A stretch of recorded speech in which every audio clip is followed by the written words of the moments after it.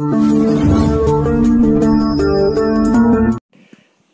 Morning दोस्तों, आज हम 10th क्लास इतिहास के पहला चैप्टर के लॉन्ग क्वेश्चन कराएंगे। अभी पहला क्वेश्चन है, इटली के एकीकरण में मेजनी, काबुल और गैरिबाल्डी के योगदान को बताएं। देखिए, मेजनी काबुल का योगदान। मेजनी साहित्यकार, गणतांत्रिक विचारधारा के समर्थक और योग्य सेनापति था। मेटरनिक युग के पतन के बाद विभिन्न परिस्थितियों में इटली में मेजनी का बहुत बड़ा प्रभाव हुआ था। उसका योगदान निम्न प्रकार है। उसने यंग इटली नामक एक संस्था का गठन किया और युवा शक्ति विश्वास करता था तथा कहा जाता है कि यदि समाज में क्रांति लानी है तो विद्रोह का नेतृत्व युवकों को हाथ में दे दे। यंग इटली एकमात्र उद्देश्य इटली को ऑस्ट्रिया के प्रभाव से मुक्त कर उसका एकीकरण करना था।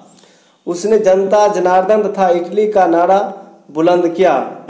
इससे युवाओं में एकता का सूत्रपात हुआ और 2 वर्षों के भीतर यंग इटली के सदस्यों की संख्या 60,000 तक पहुंच गई। उग्रवादी के विचारों के कारण मेजनी को निर्वासित होकर इंग्लैंड जाना पड़ा। वहां से अपनी रचनाओं द्वारा इटली स्वाधीनता संग्राम को प्रेरित करता रहा।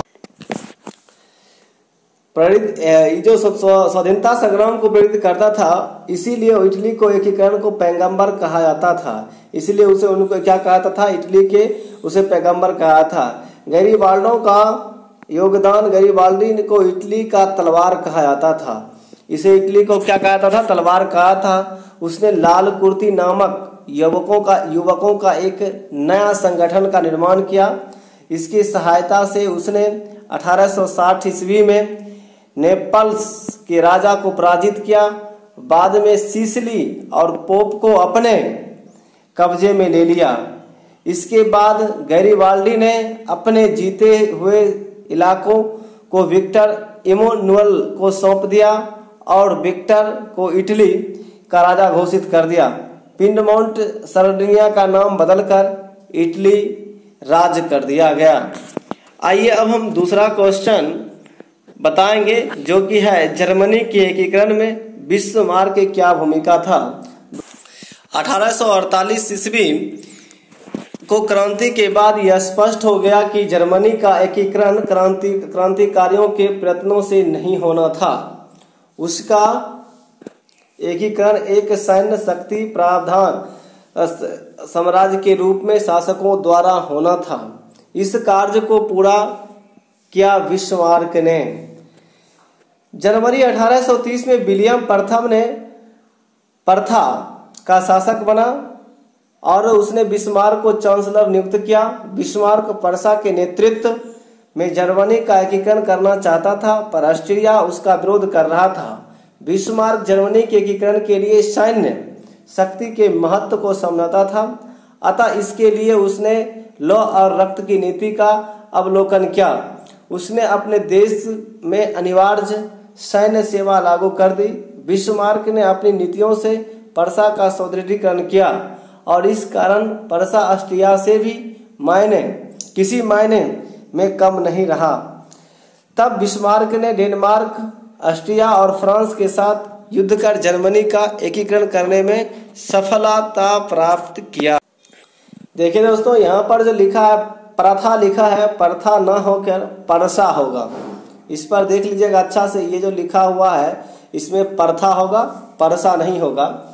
अब समझने की बात था कि लोग वहाँ के समझ रहे थे कि 1848 क्रांति से स्पष्ट हो गया कि जर्मनी का एकीकरण हम क्रांतिकारियों के द्वारा नहीं होगा। इसका मतलब हमको एकीकरण करने के लिए सैन्य शक्ति का प्रावधान करना बहुत जरूरी था। इस सैन्य शक्ति का प्रावधान वही बिस्मार्क ने बहुत बड़ा इसमें इनका योगदान था। जनवरी 1830 में विलियम प्रथम ने पर्सा का शासक बना और बिस्मार्क को वहां का चांसलर नियुक्त कर दिया।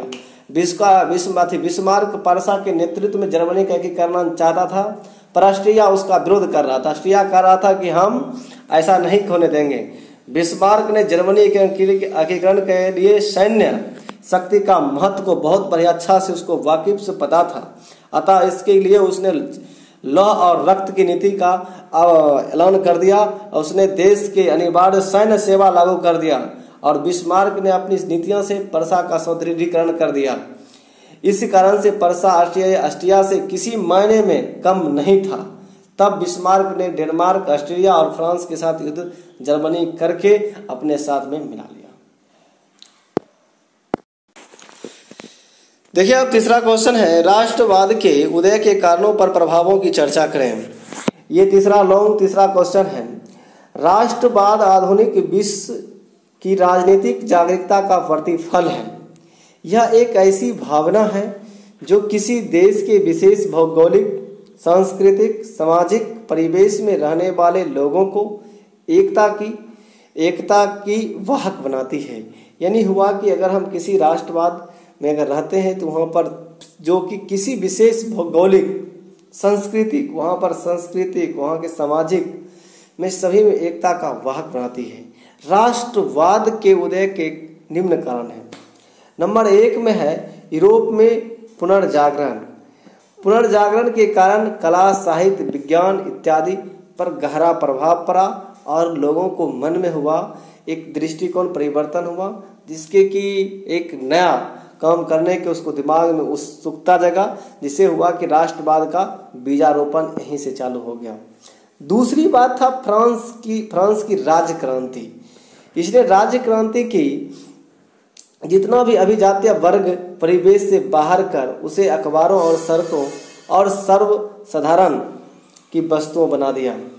नेपोलियन का आक्रमण, नेपोलियन ने जर्मनी और इटली के राज्यों को भौगोलिक नाम की परिधि से बाहर कर उसको वास्तविक एवं राजनीतिक रूपरेखा प्रदान की, जिससे इटली और जर्मनी के एकीकरण का मार्ग प्रशस्त हुआ। दूसरी तरफ नेपोलियन की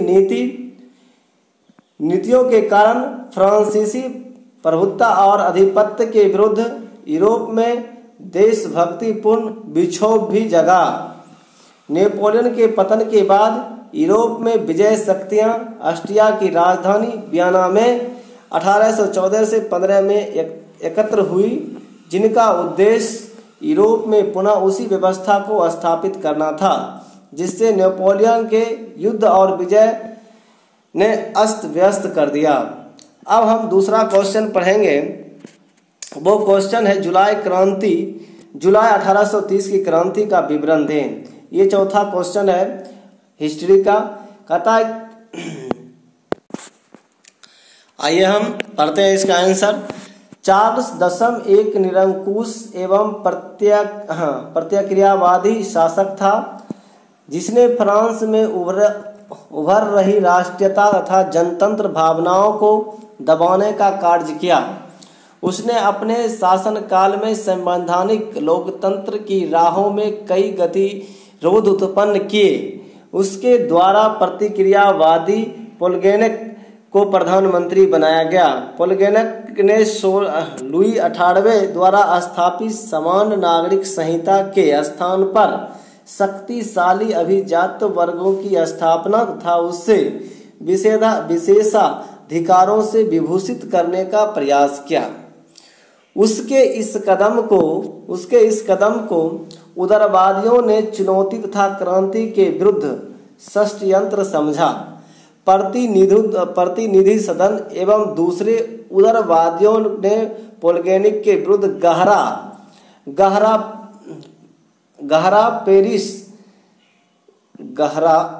गहरा असंतोष प्रकट किया। चार्ल्स ने दसवां ने इस विरोध के प्रतिक्रिया स्वरूप 25 जुलाई 1830 को, यह लिखा हुआ है 25 जुलाई 1830 को 4 अध्यादेशों के विरुद्ध में पेरिस में क्रांति की लहर दौड़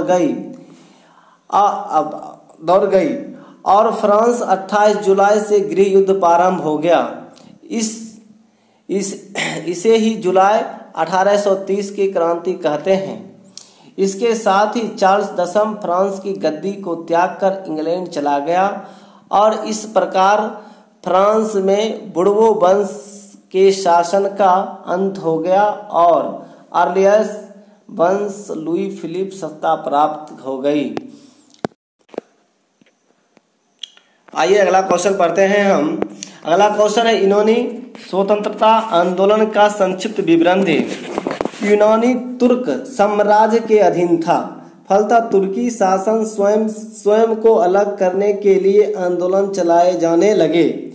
यूनान सारे यूरोप वासियों के लिए प्रेरणा एवं सम्मान का पर्याय था, जिसकी स्वतंत्रता के लिए समस्त यूरोप के नागरिक अपनी सरकार की तटस्थता के बावजूद भी उगत थे। इंग्लैंड का महान कवि लॉर्ड बायरन यूनानियों की स्वतंत्रता के लिए यूनान में ही शहीद हो गए। इससे यूनान की स्वतंत्रता के लिए संपूर्ण यूरोप में सहानुभूति की लहर दौड़ गई। इधर रूस भी अपनी साम्राज्यवाद महत्वाकांक्षा तथा धार्मिक एकता के कारण यूनान की स्वतंत्रता का पक्षधर था। यूनान में स्थिति तब विस्फोटक बन गया जब तुर्की शासकों द्वारा यूनानी स्वतंत्रता संकलन लोगों को बुरी तरह कुचल देना शुरू किया गया। 1821 ईस्वी में अलेक्जेंडर चीफ सिलियान्टी के नेतृत्व में यूनान में विद्रोह शुरू हो गया, परंतु मेटरनिख के दबाव में खुलकर सामने नहीं आ पा रहा था। परंतु जब जार निकोलस आया तो उसने खुलकर यूनानियों का समर्थन किया और अप्रैल 1826 में ग्रेट ब्रिटेन और रूस में एक समझौता हुआ कि वे तुर्की यूनान विवाद में मध्यस्थता करेंगे। देखिए आज हम 5 क्वेश्चन था, 5 क्वेश्चन लॉन्ग क्वेश्चन करा दिए। इन इतिहास के 10वां का पहला चैप्टर का 5 क्वेश्चन लॉन्ग भी हो गया। अब हम अगला दिन हम पढ़ाएंगे दूसरा चैप्टर इतिहास की समाजवाद एवं साम्यवाद। इसका सिर्फ क्वेश्चन आंसर कराएंगे। अगर आप लोग को कोई त्रुटि होगा तो आप पूछ सकते हैं, व्हाट्सएप नंबर है, उस नंबर पर जो भी प्रॉब्लम हो, मैथ इंग्लिश संस्कृत जो भी विषय होता है 10th का, उसका पूरा सोल्व किया जाएगा। और व्हाट्सएप ग्रुप भी है, आप उसमें चाहिएगा तो ज्वाइन भी कर सकते हैं। व्हाट्सएप ग्रुप में ज्वाइन करने से आप लोग को यह फायदा होगा कि आपको डायरेक्ट जो हम क्वेश्चन पढ़ा रहे हैं उसका पीडीएफ मिल जाएगा। आप उस पीडीएफ को बिना कॉपी पर लिखे हुए आप उसको याद कर सकते हैं, पढ़ सकते हैं, समझ सकते हैं, उसमें कोई दिक्कत नहीं है। दूसरी बात यह रहेगा कि आपको हम विशेष चैप्टर विशेष पर ऑब्जेक्टिव क्वेश्चन बनाएंगे, जिसमें आप लोग बहुत सारे आप लोग को इसी तरह हम हल भी करवाएंगे और जिससे कि आप लोग अधिक से अधिक परीक्षा बोर्ड में नंबर ले आइएगा। और व्हाट्सएप ग्रुप में आने से दूसरी बात यह भी फायदा है कि बोर्ड का जो विशेष सूचना है वो भी आप लोगों को मिलते रहेगा। Thank you. इसी तरह के वीडियोस देखने के लिए इस चैनल को सब्सक्राइब करें, लाइक करें और दोस्तों को भी जितना मन अपना शेयर करें।